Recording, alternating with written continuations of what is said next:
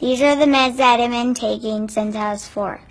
1, 2, 3, 11, 12, 13.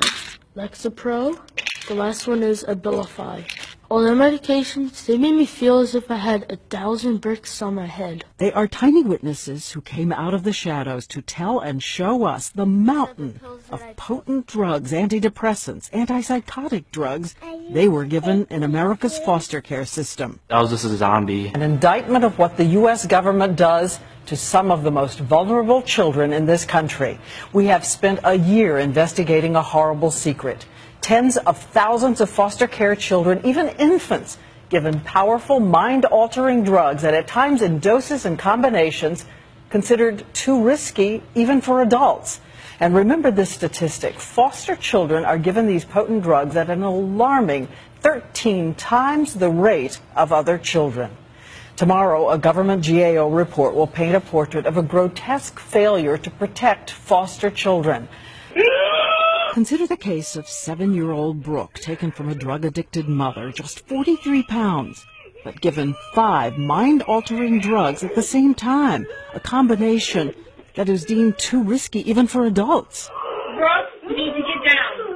Come here, Brooke. And foster parents who want to help soon learn that if they don't give medications, the child can be taken away. We were told to put our faith in the system, and that's what we did. No one said the medications could be causing the problem. They kept saying she needs more medications.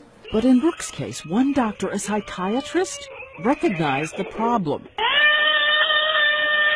And Brooke went from this, being weaned off the strongest medications, to this. No adult should be receiving the drugs that different variety, but certainly not at these ages.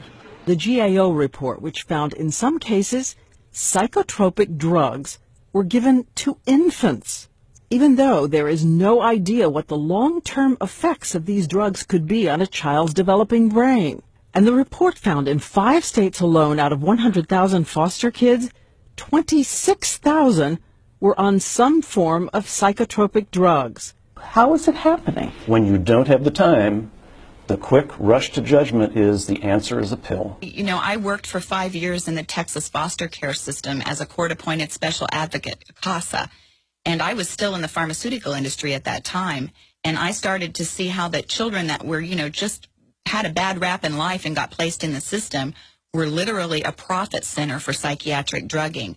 And because of the Texas medication algorithm project that we had here, they were getting not only, major psychiatric drugs, but the most expensive drugs that were on the market, and the taxpayers were paying for them. So I really became alarmed about that when I saw that all my little 2-, 3-, and 4-year-old kiddos, they would come into the system and they were immediately drugged. Incredible.